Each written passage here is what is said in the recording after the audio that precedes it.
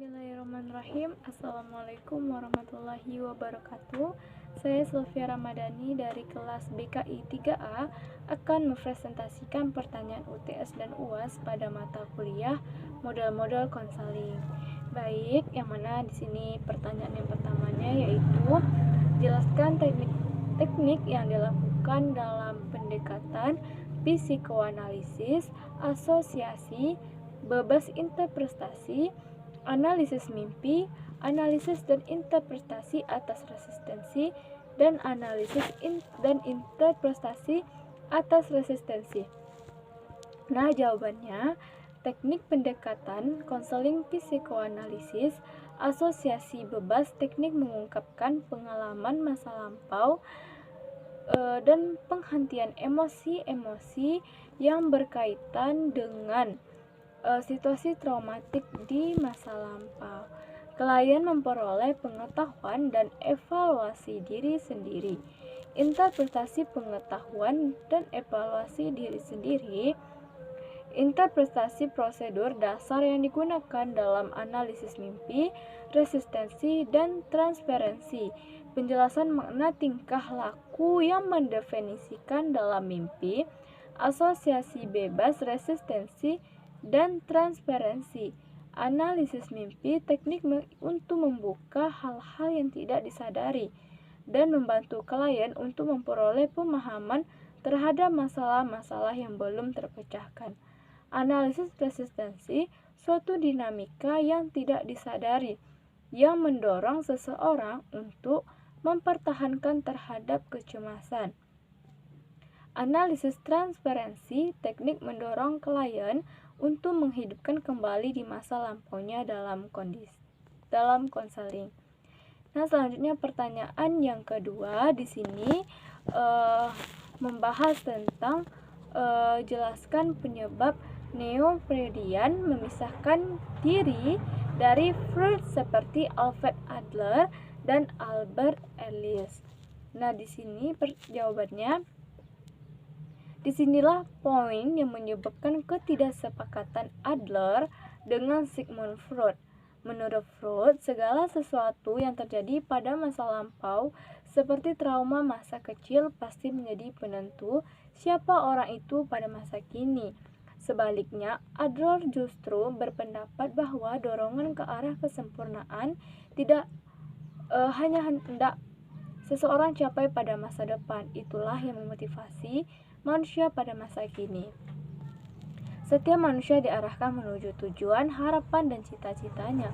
Untuk mendukung dorongan ke arah kesempurnaan tersebut, Adler menyatakan bahwa ada ide lain, yakni kepentingan sosial atau kepekaan sosial. Dengan ide ini, seorang manusia yang sedang mengarahkan dirinya menuju kesempurnaan akan mempertimbangkan lingkungan sosialnya. Nah, pada umumnya, Freud dikritik karena dia kurang memperhatikan yang seimbang terhadap faktor sosial dan kebudayaan dalam pembentukan kepribadian. Nah, akan tetapi, walau demikian, pengaruh dari psikoanalisis ini sudah terbangun kuat pada setiap pikiran manusia. Hal itu dapat kita dari banyak psikolog dan psikiater yang menggunakan ide psikoanalitik untuk menganalisis riwayat hidup dan perilaku tokoh sejarah yang amat menonjol.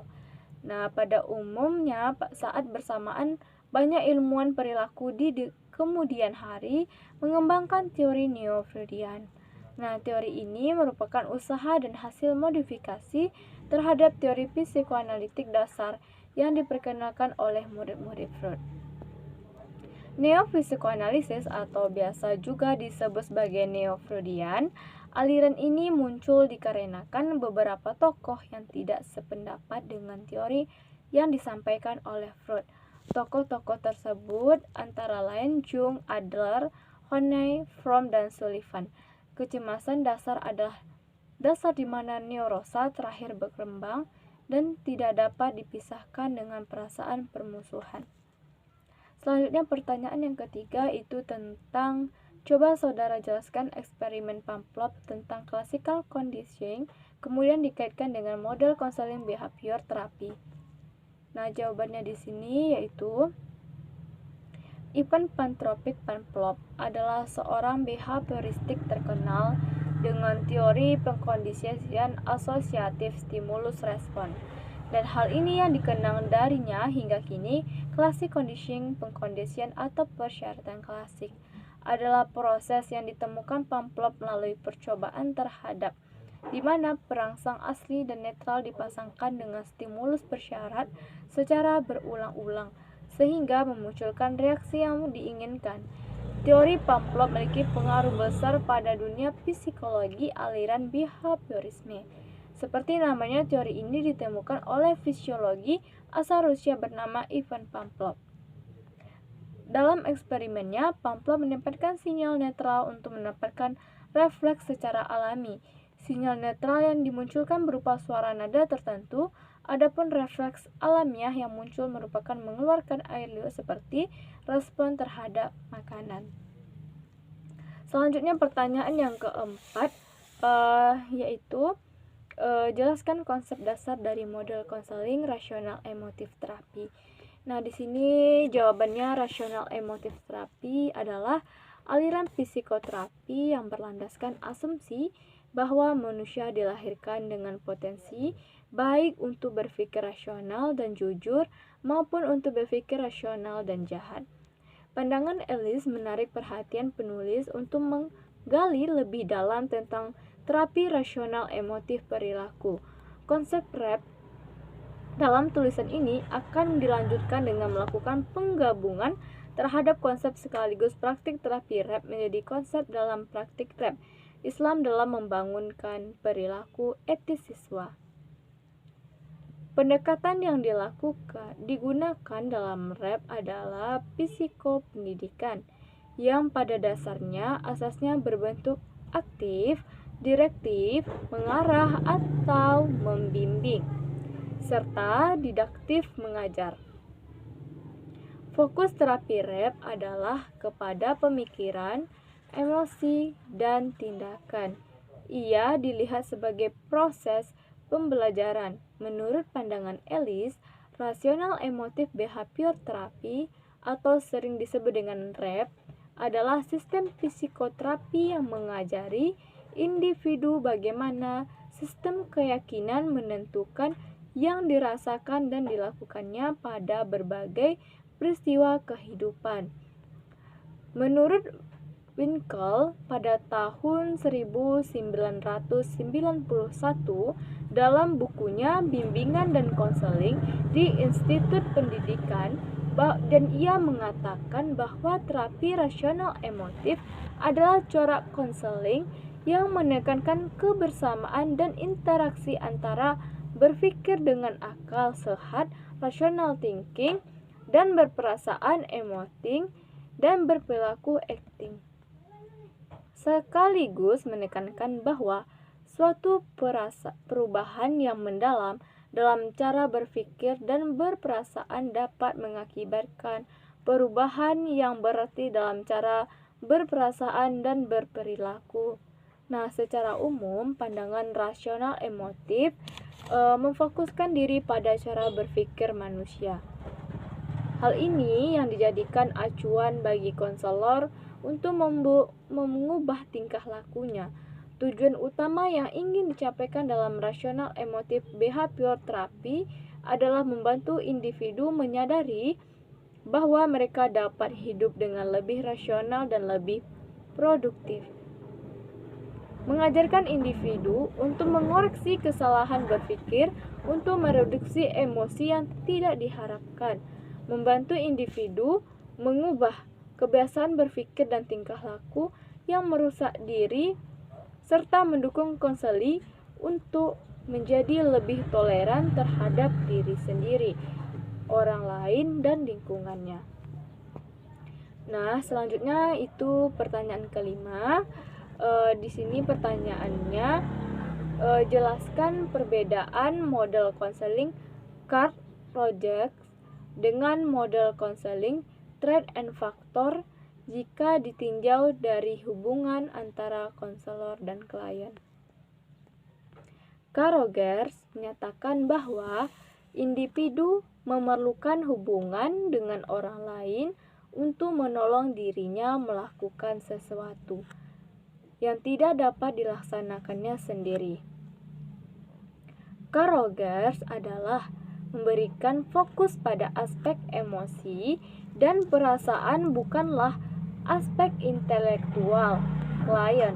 Proses konseling menitikberatkan pada keadaan klien, termasuk keadaan sosial psikologis masa kini, here and now, bukannya pengalaman masa lalu. Proses konseling adalah bertujuan untuk menyesuaikan antara ideal self dengan actual self, dan peranan aktif dalam proses konseling adalah pada klien. Sedangkan konselor adalah berperan pasif reflektif. Ini bermaksud konselor bukan bermakna hanya diam mendengarkan masalah klien, tetapi konselor berusaha membantu agar klien senantiasa aktif untuk menyelesaikan masalah mereka sendiri.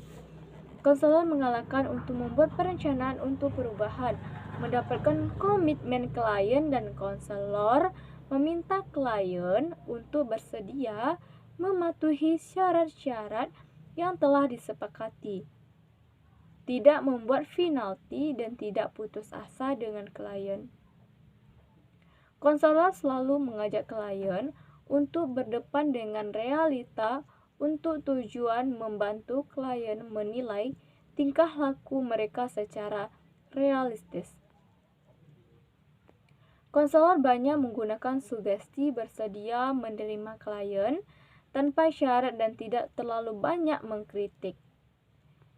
Nah, hubungan konselor dengan klien merupakan hubungan yang sangat akrab, sangat bersifat pribadi. Dalam hubungan tatap muka, konselor bukan hanya membantu individu atas apa saja yang sesuai dengan potensinya, tetapi konselor juga mempengaruhi klien berkembang ke satu arah yang terbaik baginya. Konselor memang tidak menetapkan, tetapi memberikan pengaruh untuk mendapatkan cara yang baik dalam membuat keputusan. Teori trait and faktor merupakan pendekatan konseling yang mengacu pada pemahaman diri sendiri, didik mengenai karakteristik dan sifat-sifat yang dapat diukur melalui tes psikologi yang bertujuan untuk menggambarkan serta memecahkan masalah dalam pengambilan keputusan karir. Selanjutnya saya akan membaca pertanyaan yang ke-6. Di sini yang mana pertanyaannya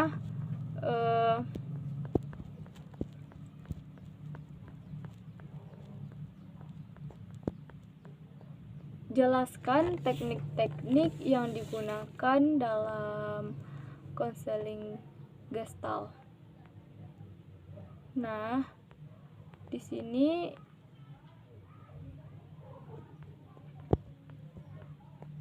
digunakan konseling Gestalt adalah salah satu teori dapat dipakai untuk menangani masalah yang terjadi pada anak berkebutuhan khusus. Teori ini menekankan pada anak yang mengalami masalah harus dapat menyadari masalah yang dihadapinya dan memahami dirinya sendiri. Nah, nanti sehingga pada akhirnya pemecahan masalah dilakukan oleh. Nah, di sini ada teknik-teknik konseling Gestalt. Yang pertama itu permainan dialog. Teknik ini dilakukan dengan cara klien dikondisikan untuk mendialogkan dua kecenderungan yang saling bertentangan, yaitu kecenderungan top dog dan kecenderungan underdog. Misalnya kecenderungan orang tua lawan kecenderungan anak, sedangkan yang B-nya kecenderungan bertanggung jawab lawan kecenderungan masa bodoh, dan yang C-nya kecenderungan anak baik lawan kecenderungan anak bodoh, kecenderungan otonom lawan dengan kecenderungan tergantung. yang D-nya kecenderungan kuat atau tegar, lawan kecenderungan lemah. Yang kedua, latihan saya bertanggung jawab. Merupakan teknik yang dimaksud untuk membantu klien agar mengakui dan menerima perasaan-perasaannya daripada memproyeksi perasaan itu kepada orang lain. Dalam teknik ini, konselor meminta klien untuk membuat suatu pernyataan dan kemudian klien menambahkan dalam pernyataan itu dengan kalimat, dan saya bertanggung jawab atas hal itu. Misalnya, saya merasa jenuh dan saya bertanggung jawab atas kejenuhan itu. Kemudian saya tidak tahu apa yang harus saya katakan sekarang dan saya bertanggung jawab ketidaktahuan itu. Selanjutnya, teknik ketiga itu atau dimensi yang ketiga itu bermain proyeksi. Nah, proyeksi di sini artinya yaitu memantulkan kepada orang lain perasaan-perasaan yang dirinya sendiri tidak mau melihat atau menerimanya, mengingkari perasaan-perasaan sendiri dengan cara memantulkannya kepada orang lain. Sering terjadi perasaan-perasaan yang dipantulkan kepada orang lain merupakan atribut yang dimilikinya. Dalam teknik bermain proyeksi, konselor meminta kepada klien untuk mencobakan untuk melakukannya hal-hal yang diproyeksikannya kepada orang lain. Selanjutnya, teknik pembalikan. Nah, di sini gejala-gejala dan tingkah laku tertentu seringkali mempresentasikan pembalikan dari dorongan-dorongan yang mendasarinya. Dalam teknik ini, konselor meminta klien untuk memainkan peran yang berkebalikan dengan perasaan-perasaan yang dikeluhkannya. Nah, selanjutnya itu tetap dengan perasaan. Nah, di sini teknik yang kelima ini adalah teknik yang digunakan untuk klien yang menunjukkan perasaan atau suasana hati yang tidak menyenangkan atau ia sangat ingin menghindarinya. Konselor mendorong klien untuk tetap bertahan dengan perasaan yang ingin dihindarinya itu. Kebanyakan klien ingin melarikan diri dari stimulus yang menakutkan dan menghindari perasaan-perasaan yang tidak menyenangkan. Nah, di sini pertanyaan yang ke-7 yaitu jelaskan 3 aspek atau 3 dimensi yang saling berkaitan dalam membentuk sifat manusia jika ditinjau dari model konseling logoterapi. Jawabannya, dalam pelaksanaannya logoterapi memilih 3 konsep utama, yaitu makna ada pada setiap situasi hidup, baik dalam penderitaan atau kebahagiaan. Makna hidup merupakan sesuatu yang dianggap penting dan memberikan nilai khusus bagi seseorang bila seseorang berhasil menemukan dan memenuhi makna hidupnya. Maka kehidupan akan menjadi lebih berarti dan berharga, dan pada akhirnya akan menimbulkan penghayatan bahagia, happiness sebagai akibat sampingnya. Selanjutnya, kebebasan berkehendak. Nah, pada yang dimensi yang kedua ini yaitu setiap manusia memiliki kebebasan yang tak terbatas dalam menemukan makna hidupnya. Maka hidup dapat ditemukan dalam kehidupan itu sendiri melalui karya bakti, keyakinan atas harapan dan kebenaran serta penghayatan atas keindahan, iman dan cinta kasih sayang. Selanjutnya, dimensi yang ketiga itu manusia memiliki kemampuan dalam mengambil sikap terhadap penderitaan dan peristiwa tragis yang terjadi. Apabila keadaan tragis tersebut tidak dapat diubah, maka sebaiknya manusia mengambil sikap yang tepat agar tidak terhanyut dalam menghadapi keadaan tersebut.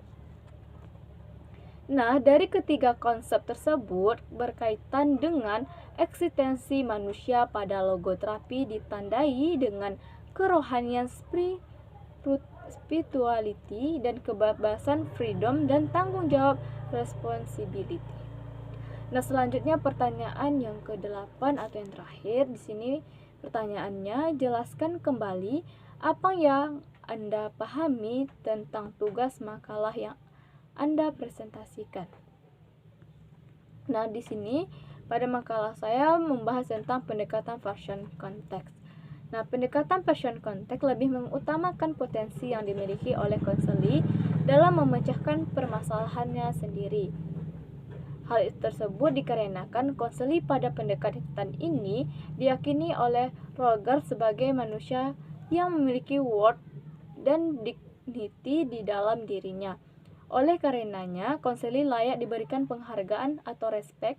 Konseli juga dipercaya memiliki kapasitas untuk mengatur dirinya sendiri dan diberikan kesempatan membuat penilaian yang bijaksana, serta dipercaya mampu memilih nilainya sendiri. 3 ciri dari sikap konselor yang dibutuhkan dan terkenal pada pendekatan person contact dalam membentuk keberhasilan proses konseling adalah kongruen atau keaslian konselor. Perhatikan positif, tidak bersyarat yang diberikan konselor pada konseli.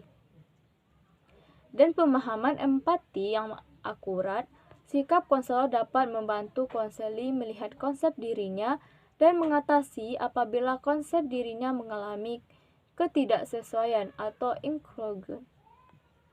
Keberadaan sikap konselor tersebut dilakukan agar tujuan dari konseling dapat tercapai.